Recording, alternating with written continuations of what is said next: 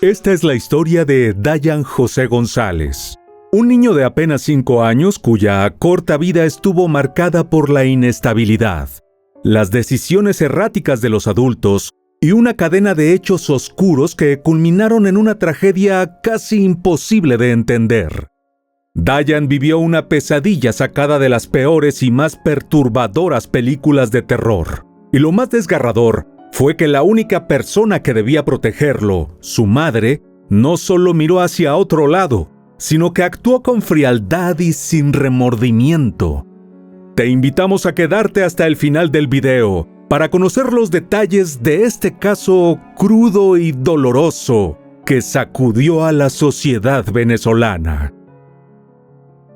El caso de Dayan González. Las huellas, los rastros, los indicios y las evidencias ayudan a los investigadores a resolver los crímenes.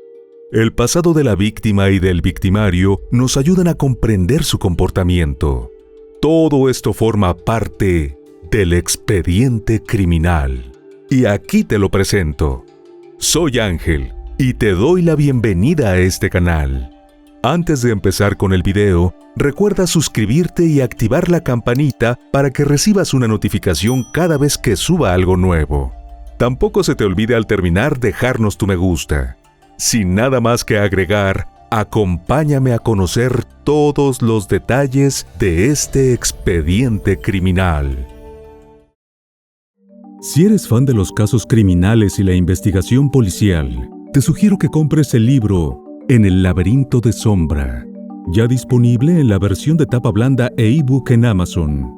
Encontrarás el enlace en la descripción de este video y en un mensaje fijado. Helinot Rosirit González Quevedo era originaria de Guanare, una ciudad ubicada en el estado Portuguesa, al occidente de Venezuela. De diferentes relaciones sentimentales que no perduraron, Helinot fue una madre a una edad temprana y tuvo 2 hijas. En ese tiempo vivía con su progenitora Rosa Quevedo, quien asumió gran parte de la responsabilidad en el cuidado de las niñas. Según algunas fuentes periodísticas, Helinot atravesaba múltiples dificultades. Le costaba asumir el cuidado de sus hijas, enfrentaba una situación económica frágil y además mantenía el anhelo persistente de encontrar una relación estable que le permitiera reconstruir su vida. En medio de ese intento por encontrar una salida, conoció a un hombre llamado Keiby, quien le ofreció justo lo que anhelaba: una promesa de estabilidad, un lugar donde vivir, apoyo económico y la posibilidad de un nuevo comienzo, aunque lejos de su ciudad natal. Fue así como Helinot empacó sus maletas, dejó a sus 2 hijas con su madre y se embarcó en una nueva vida junto a su pareja en la isla de Margarita, un lugar turístico y paradisíaco.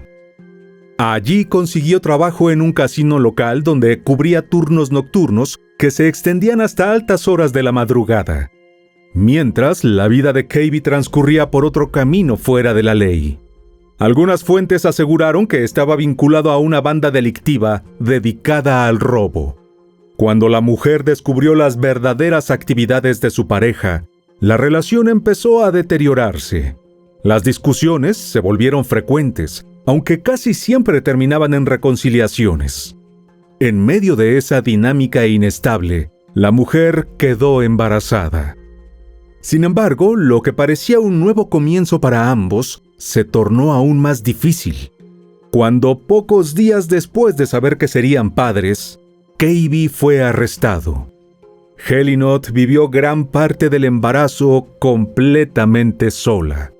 No fue sino hasta las semanas previas al parto que Keiby salió en libertad y volvió a buscarla, con la intención de recomenzar. En ese contexto, el 30 de mayo de 2006, nació Dayan José González en la isla de Margarita, lejos de sus hermanas y del resto de su familia.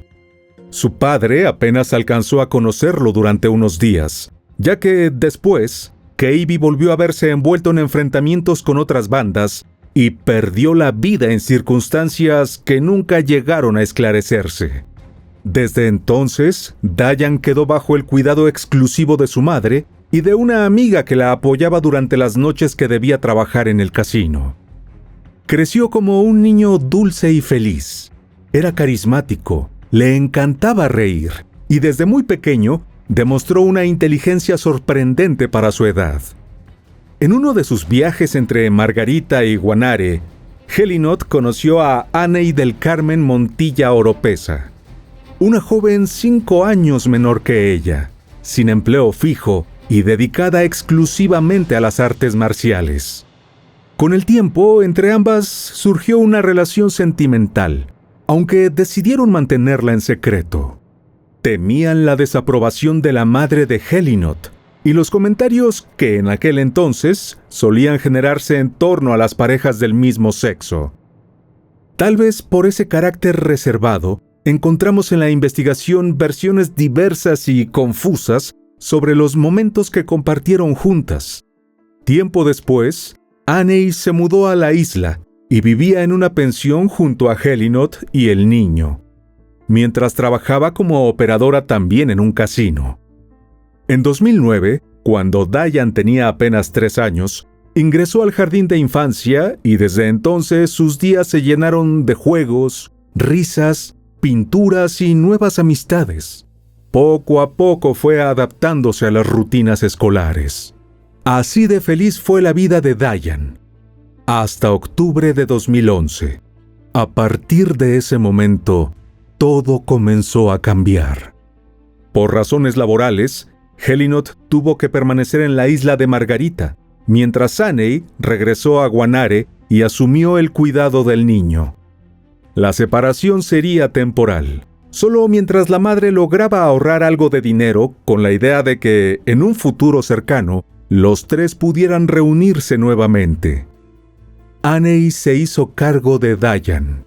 Lo alimentaba, lo llevaba al colegio y lo protegía como si fuera suyo. Pero pronto la distancia comenzó a poner en duda el vínculo que unía a las dos mujeres. Helinot, quien había prometido visitarlos con frecuencia, rompió más de una vez su promesa y semana tras semana fue dejando de cumplir con las visitas. La situación no solo partía el corazón del pequeño, que cada día extrañaba más a su madre, sino que también comenzaba a despertar en Aney sospechas y celos. Las llamadas entre ambas mujeres se volvieron cada vez menos frecuentes, y cuando ocurrían, Aney notaba algo distinto. Helinot sonaba lejana, fría, como si algo se hubiera quebrado entre ellas. Con el tiempo, las sospechas de Aney dejaron de ser solo ideas en su cabeza, pues en una de las pocas visitas que Helinot hizo a Guanare, todo salió a la luz. En un momento de descuido, Aney revisó el teléfono celular de su pareja y encontró pruebas que no dejaban espacio para dudas. No estaba lejos solo por trabajo. Una serie de mensajes entre Helinot y un hombre confirmaban su infidelidad. Cuando la verdad le golpeó a la cara, la decepción de Aney no tardó en transformarse, y entre ellas se desató una fuerte discusión, llena de reproches y silencios incómodos. Aún así, y pese al conflicto, Helinot regresó a la isla, donde seguía trabajando, dejando a su hijo una vez más bajo el cuidado de su pareja. De acuerdo con reportes, fue en ese momento cuando Aney ideó un plan con la intención de hacer que Helinot regresara. Llamó por teléfono y le advirtió que si no lo hacía y acababa con la relación con aquel hombre, se cobraría todo haciéndole daño a Dayan. Helinot simplemente cortó la llamada. Creía que todo quedaría en palabras y que las amenazas no pasarían de ahí, sin imaginar lo que estaba por ocurrir. A partir de entonces, la vida de Dayan se volvió un verdadero calvario. Lo que ocurrió en los meses siguientes destrozó el corazón de millones de venezolanos y su historia quedó marcada como uno de los capítulos más oscuros que el país recuerda. La segunda llamada de Aney llegó tiempo después. Esta vez no fue para amenazar, sino para informar que Dayan había tenido un accidente. Minutos más tarde, Helinot recibió unas fotografías que le helaron la sangre. Las imágenes mostraban a su hijo gravemente herido. De inmediato tomó un vuelo de emergencia con la esperanza de encontrar a su pequeño a salvo. Pero al llegar, la realidad fue devastadora. Dayan no había sufrido un accidente. Las marcas en su cuerpo eran señales claras de algo mucho peor. Había sido víctima de maltratos físicos durante varios días, y quien estaba detrás de todo eso era Aney. Ya no quedaba rastro del supuesto amor que la joven decía sentir por el niño. Todo había sido reemplazado por resentimiento. Para ella, Dayan era solo una forma de castigar a Helinot. Creía que hiriéndolo a él, lograría hacerle daño a ella. Cualquier madre en su sano juicio habría hecho lo que fuera por llevarse al pequeño lejos de ese entorno.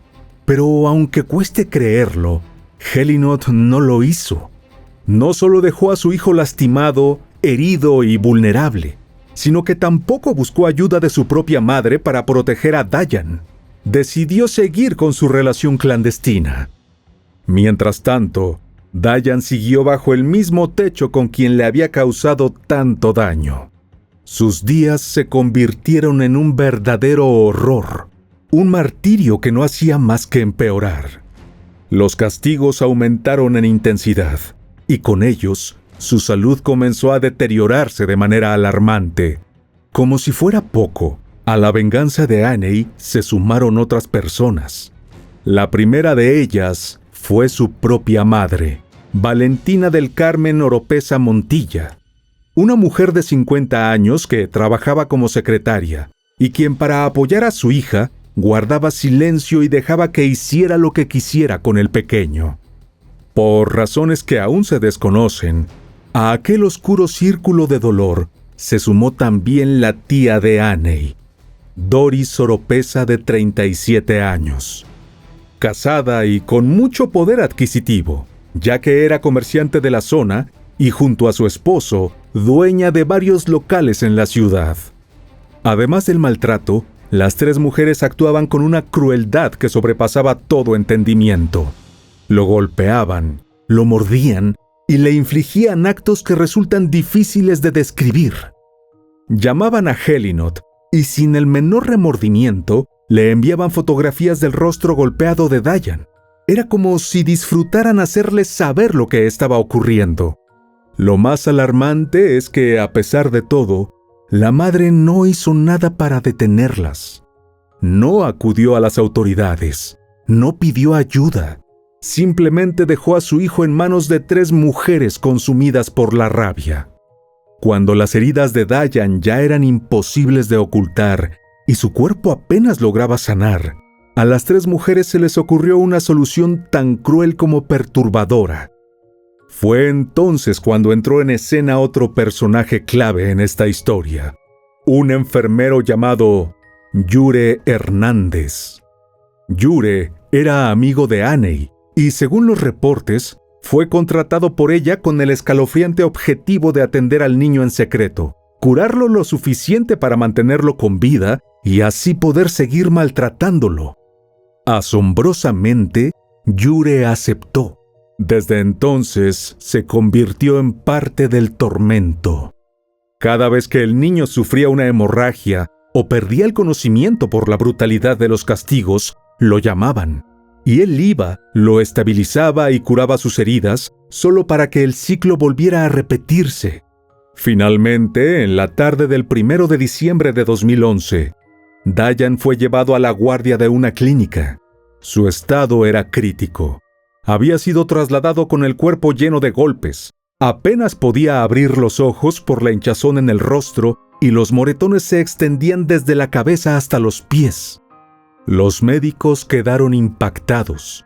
El niño tenía quemaduras en la espalda y en la zona genital, tan graves que en algunas partes la piel se había desprendido. Increíblemente, a pesar de la gravedad, Dayan estaba vivo y soportando el dolor de sus heridas. El pequeño llegó al centro de salud acompañado por 3 personas. pero ninguna era un familiar directo. Estaban allí Anei, Doris y Jure. Y aunque aquella escena hablaba por sí sola, los médicos, como parte del protocolo, preguntaron qué le había ocurrido. La respuesta fue inmediata pero desconcertante. Los tres aseguraron que el niño se había caído de una motocicleta. Sin embargo, al ser interrogados con más detalle, comenzaron las inconsistencias. Ninguno supo describir el tipo de moto, su tamaño, ni las circunstancias exactas del supuesto accidente. Tampoco pudieron precisar el día en que, según ellos, había ocurrido todo. Además, aseguraron que las quemaduras en el cuerpo del menor habían sido hechas supuestamente por el uso de una crema hecha a base de plantas llamada árnica, un detalle que quedó registrado en los documentos de ese centro médico. Las contradicciones en los relatos ya habían encendido las alarmas, pero lo que confirmó las sospechas fue la reacción del propio Dayan. Estando en la camilla, rogaba entre lágrimas que no lo tocaran. Cada intento por acercarse a él provocaba llanto y gestos de dolor. Era evidente que su cuerpo estaba completamente sensible por las lesiones. Cuando lograba calmarse, solo pedía agua. El niño tenía mucha sed, y fue entonces cuando los especialistas detectaron un cuadro claro de deshidratación. Esas mismas palabras retumbaron en la cabeza de enfermeras y médicos, quienes sabían que algo no andaba bien y estaban frente a un caso de maltrato infantil y posible abuso sexual, no un accidente como quisieron mostrarlo. De inmediato, contactaron al Cuerpo de Investigaciones Científicas Penales y Criminalísticas para que se presentaran en el centro de salud. Sin embargo, debido a la gravedad de las lesiones, los médicos informaron que era necesario intervenir quirúrgicamente a Dayan. Pero la cirugía tenía un costo que ninguno de los tres acompañantes dijo poder cubrir. Afirmaron no tener dinero. Sin otra opción y ante la urgencia del caso, se decidió derivar al niño a un hospital público. Pero mientras se organizaba el traslado, el cuerpo de Dayan no resistió más. Los médicos hicieron todo lo posible. Durante casi media hora, lucharon por mantenerlo con vida. Pero finalmente, el pequeño entró en paro y dejó de respirar. Ese jueves 1 de diciembre en horas de la mañana, Helinot llamó a su familia para decirles que Dayan había sido ingresado de emergencia al hospital. Les explicó que estaba muy enfermo, que los médicos intentaban estabilizarlo y que posiblemente sería operado. Pasadas las 5:30 de la tarde, la llamada fue muy distinta, y entre llanto y sin más explicaciones, dijo las palabras que rompieron a su familia. Dayan había fallecido. Desesperadas y en estado de shock, la abuela y hermanas del pequeño se trasladaron de inmediato hasta la morgue, y lo primero que hicieron fue preguntar por un niño que estaba muy enfermo y había fallecido. Pero lo que escucharon como respuesta fue un golpe seco al alma, pues los médicos le informaron que el único caso era el de un menor que perdió la vida por maltrato y abuso. Ante las sospechas de crueldad, las autoridades de inmediato trasladaron el cuerpo del pequeño con el médico forense. Además de los golpes que se veían a simple vista, el examen destapó la violencia a la que fue sometido durante al menos 2 meses.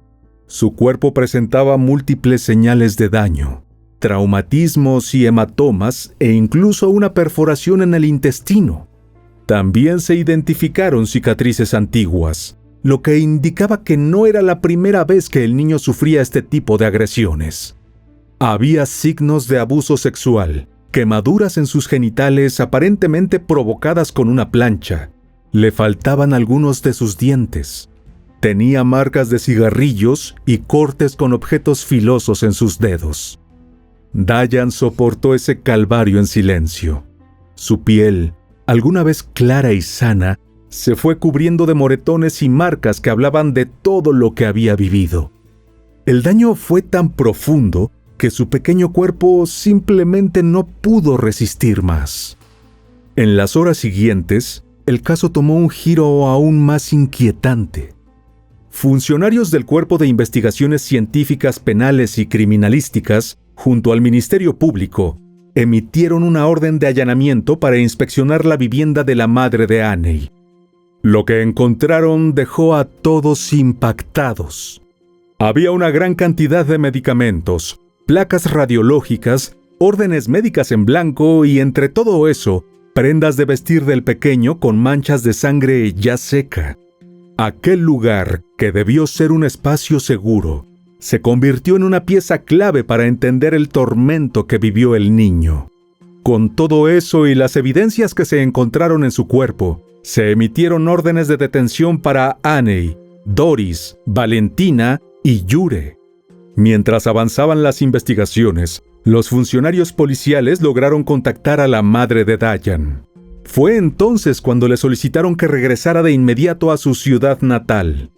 Apenas pisó Guanare, Helinot fue detenida. Para los investigadores no había dudas. Por la gravedad de las heridas, el nivel de los maltratos y el tiempo durante el cual estos ocurrieron, resultaba imposible pensar que la madre no supiera lo que estaba pasando. Su silencio y su inacción la convirtieron en cómplice. Así lo entendieron quienes llevaron el caso, y por eso ella también enfrentaría a la justicia. El 7 de diciembre, el tribunal dictó medida privativa de libertad contra las 5 personas vinculadas al caso de Dayan, 4 mujeres y un hombre. Todos ellos fueron señalados por su participación directa o indirecta en lo ocurrido. En una audiencia que se extendió por más de 13 horas, a Annie se le atribuyeron los cargos más graves, por ser quien tenía bajo su responsabilidad al niño. La madre del pequeño y el resto del grupo fueron imputados por los mismos delitos, pero en calidad de cómplices.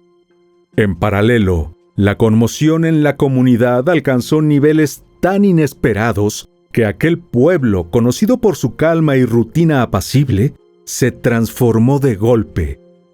Los rostros de los presuntos responsables fueron difundidos en redes sociales y medios de comunicación, y las calles se calentaron durante varios días. Decenas de personas consternadas por la historia se acercaron al comando policial donde se llevaba a cabo la audiencia, exigiendo respuestas y justicia. Pero no todos lograron contener la rabia. Otro grupo, impulsado por el dolor y la impotencia, se dirigió hasta la vivienda de la tía de Annie. Allí comenzaron a destruirlo todo. Lo mismo ocurrió con los negocios que la mujer tenía en la ciudad. 5 inmuebles fueron marcados por la violencia en aquellos días, entre ellos una discoteca y una tienda de pasteles propiedad de Doris, así como su vivienda, la de Annie, y la de una funcionaria policial que había sido destituida recientemente. La situación se salió de control, y ante el creciente caos, el gobernador de ese momento ordenó la militarización de las calles. Hubo enfrentamientos, tensión, y más de 30 personas fueron detenidas por actos vandálicos. Después de los disturbios, nadie se atrevió a ingresar nuevamente a esos lugares, que quedaron convertidos en símbolos de repulsión para la comunidad. Sin embargo, la arremetida popular contra estas propiedades complicó el curso de las investigaciones, ya que durante los saqueos e incendios desaparecieron posibles evidencias clave. Mientras tanto, muchos de los familiares cercanos a los involucrados, con excepción de la madre de Helinot, abandonaron sus hogares de forma provisional por temor a nuevas arremetidas en su contra. Algunos de ellos, en declaraciones a los medios, aseguraron que vivían con pánico ante la posibilidad de que se repitieran los hechos violentos. El saqueo a las casas fue algo tan fuerte que ni siquiera podían dormir por la preocupación. Pensaron que la comunidad acabaría con sus vidas, como si también fueran responsables de lo que le ocurrió al niño. Conforme el proceso judicial avanzó, comenzaron a surgir detalles que daban más claridad al caso. Uno de los aspectos que más llamó la atención fue la relación entre las dos mujeres. Desde temprana edad, Helinot se había definido como una persona bisexual y tenía alrededor de 2 años de relación con Annie. Sin embargo, lo que existía entre ambas era un vínculo extremadamente tóxico, marcado por los celos, la manipulación y un constante conflicto emocional. Cuando la relación paralela que Helinot tenía con un hombre en la isla de Margarita se volvió más seria, comenzó a pasar más y más tiempo con su nuevo novio, alejándose de Annie y su hijo. Entonces los celos transformaron a Annie y las amenazas comenzaron a volverse más intensas y oscuras. También comenzaron a surgir algunos testimonios de personas que parecían no tener mayor vínculo con la historia, pero cuyas palabras dejaron en evidencia que el maltrato había comenzado mucho antes de lo que se pensaba. De los representantes de la escuela surgieron las primeras hipótesis. Fue allí donde las señales comenzaron a ser más evidentes. Las maestras del colegio notaron que algo no estaba bien. El pequeño lucía triste, distante y completamente retraído. Preocupados, citaron a la madre a una reunión. Sin embargo, tras ese encuentro, Dayan dejó de asistir. La ausencia fue repentina y definitiva. La maestra decidió hacer una denuncia ante las autoridades y a raíz de eso, se citó a Helinot para que rindiera declaraciones ante los organismos de protección a niños, niñas y adolescentes. Pero la mujer nunca se presentó ante la justicia. Como consecuencia, el caso quedó en pausa y no se tomaron medidas adicionales en ese momento. La dueña de la pensión donde Helinot vivió durante un tiempo con la chica y su hijo, relató que una tarde observó una cicatriz en el labio del pequeño Dayan, que le llamó la atención.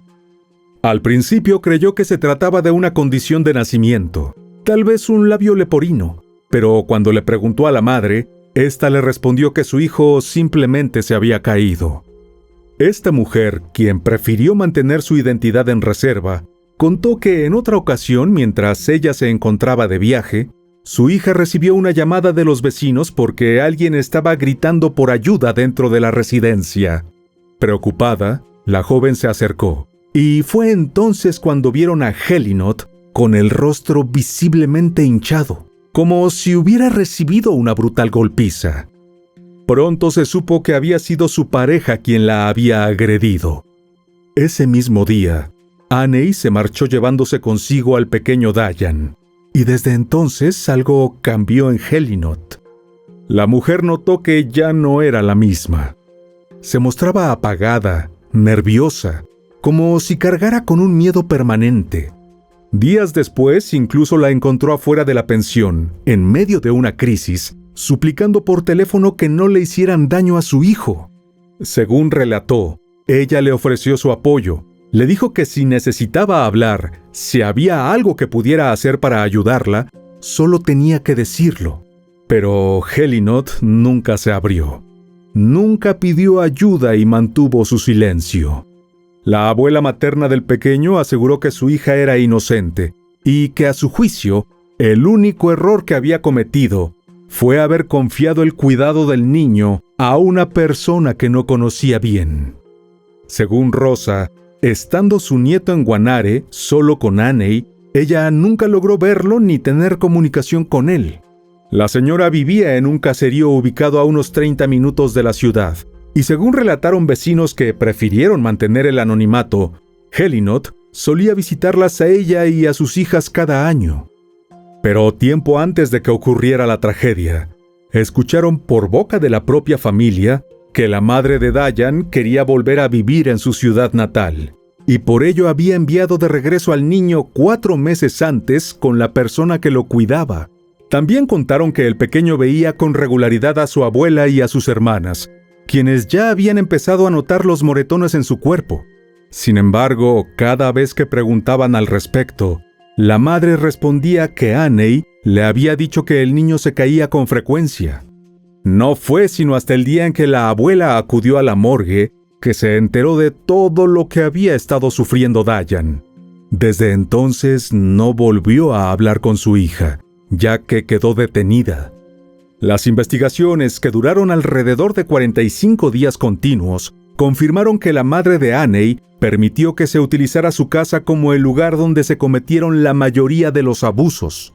Además, se determinó que fue la tía de la joven quien tomó las fotografías que luego se convirtieron en parte clave de la investigación. De acuerdo a las experticias, esas fotos fueron enviadas directamente a la madre de Diane. Esto permitió corroborar que la mujer tenía conocimiento de los abusos, y aún así no hizo absolutamente nada para detenerlos. Ni siquiera fue a buscar a su hijo. No advirtió a algún familiar o colocó la denuncia en la policía, lo cual la hacía cómplice. Se supo que durante ese periodo se desarrolló una especie de ciclo vicioso entre las mujeres. Discutían, Helinot se marchaba, luego regresaba, se reconciliaban y tras nuevas tensiones volvían las arremetidas contra el pequeño. Fue una situación que, según algunas fuentes, se repitió en varias oportunidades, hasta que el cuerpo del niño, debilitado por tanto sufrimiento, no pudo resistir más. Las investigaciones también revelaron que Jure no solo curaba las heridas de Diane, sino que era quien prescribía medicamentos sin tener las competencias para hacerlo. Además, fue acusado de haber abusado sexualmente de él al menos en una ocasión. Algunas reseñas periodísticas incluso se atrevieron a señalar que los abusos habrían alcanzado niveles aún más crueles e inhumanos, mencionando que Diane fue maltratado con objetos que fueron introducidos en sus partes íntimas, lo que agravó severamente sus lesiones. El primer juicio oral y público se llevó a cabo en 2013. Durante la audiencia, la subdirectora de Investigaciones de Protección Integral de la Familia, junto a los fiscales del caso, ratificaron la acusación contra Helinot por los delitos de abuso sexual, homicidio intencional a título de dolo eventual, trato cruel y lesiones graves antiguas, todos en grado de comisión por omisión. Es decir, que ella deliberadamente decidió ignorar el trato cruel al que estaba siendo sometido su hijo. Por su parte, Annie fue señalada como autora material de los delitos de abuso sexual con acceso carnal, homicidio intencional a título de dolo eventual, lesiones graves, tanto antiguas como recientes, además de trato cruel.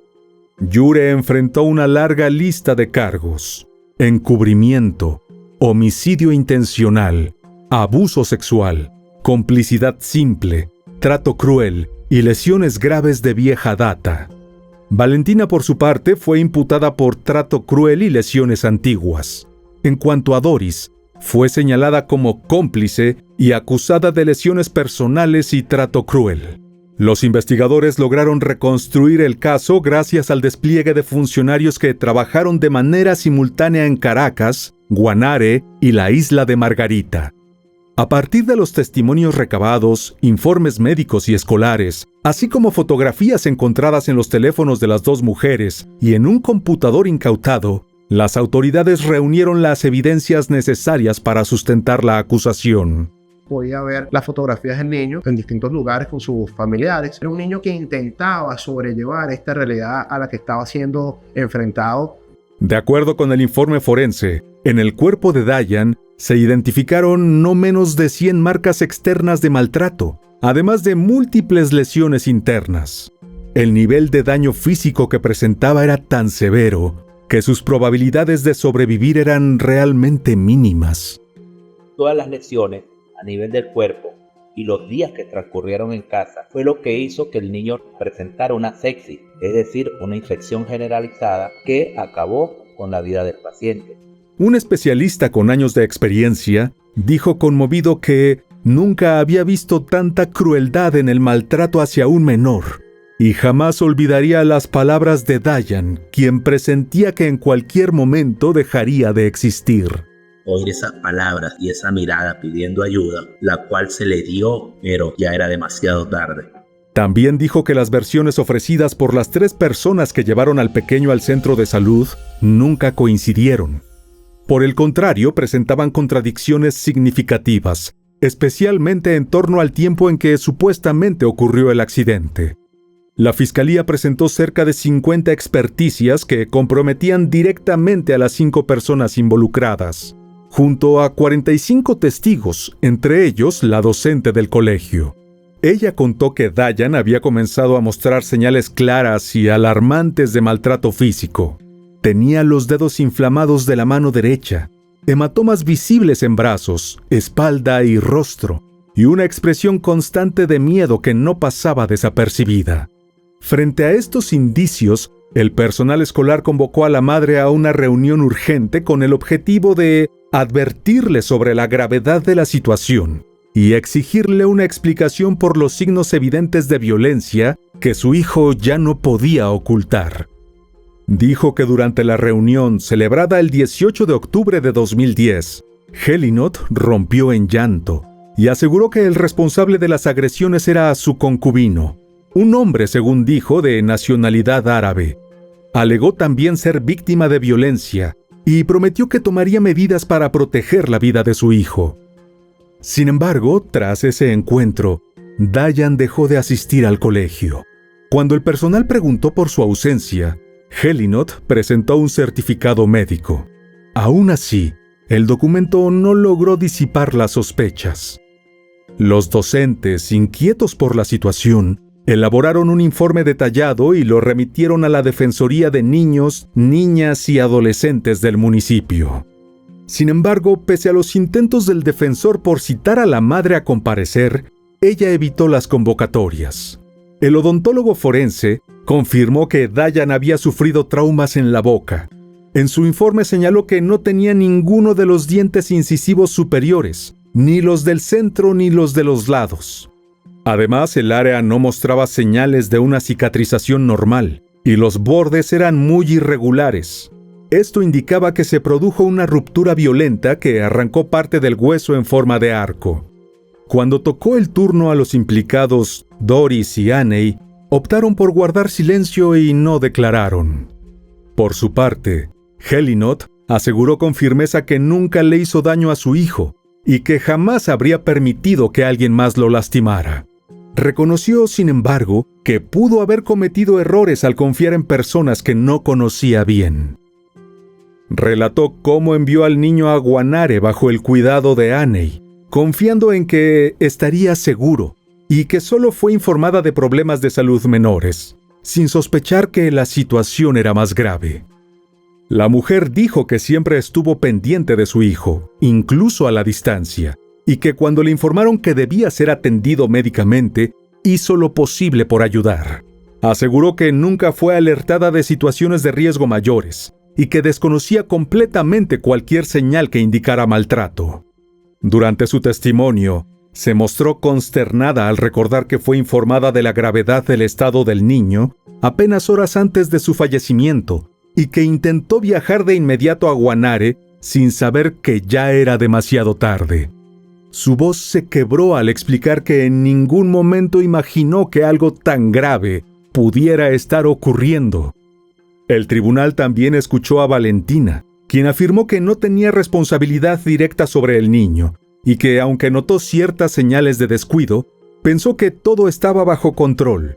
Aseguró que su hija, ya mayor de edad, tomó la decisión de cuidar al menor sin consultarla del todo, y que ella confiaba en que sabría manejar la situación.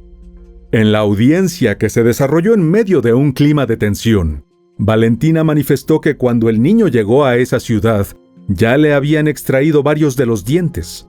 Supuestamente ella le preguntó a la mamá y se quedó tranquila ante la respuesta. Yure relató que la mañana del 1 de diciembre se encontraba con unas compañeras de trabajo cuando recibió una llamada urgente de Aney. Ella le pedía ayuda porque el niño había sufrido un accidente la noche anterior. Aunque le dijo que el pequeño se había caído de una moto, al verlo él notó señales físicas que le generaron preocupación, y ante esto decidió comunicarse con un pediatra. Según su versión, después de administrarle un analgésico, se retiró momentáneamente de la casa. Sin embargo, poco después, recibió otra llamada informándole que el estado del niño había empeorado, por lo que decidieron trasladarlo a una clínica.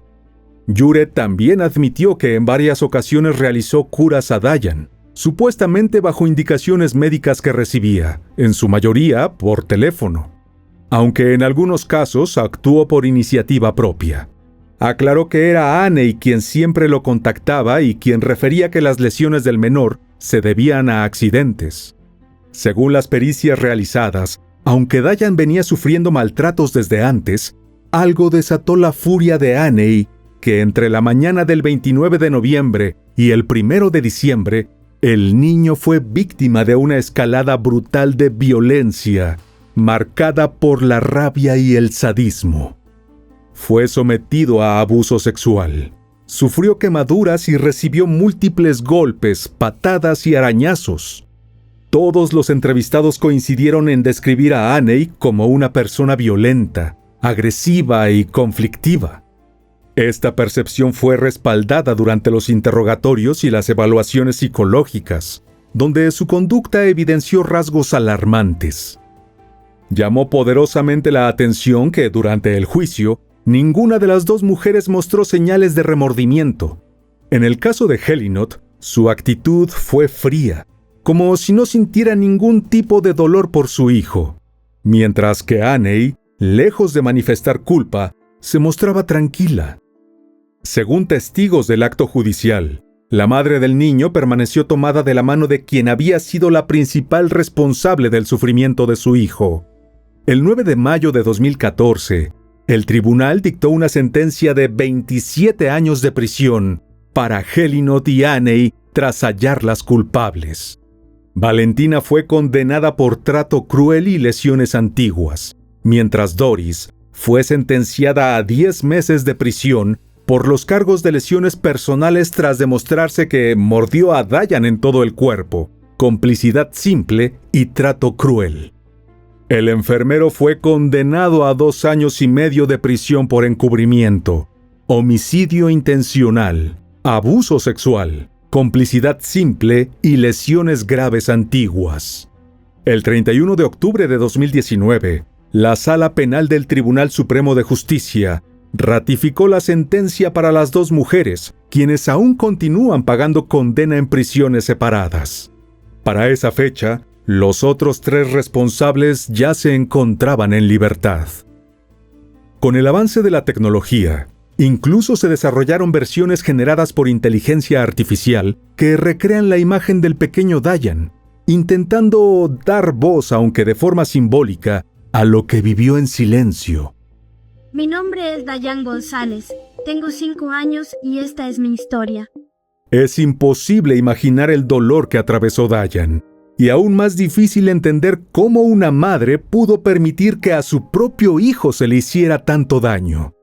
Su silencio, su inacción y en algunos momentos su complicidad resultan tan perturbadores como los actos cometidos.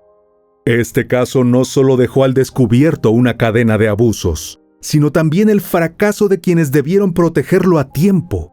Dayan no tenía voz, no podía defenderse, y su historia nos obliga a mirar de frente una realidad dolorosa. Hay niños que sufren en silencio, incluso bajo el mismo techo que debería resguardarlos. Y bueno, querido oyente, hasta aquí el caso de hoy. Te espero en otra entrega para que juntos analicemos todos los detalles de los más terribles crímenes de la historia. Nos vemos hasta el otro expediente criminal. ¡Adiós!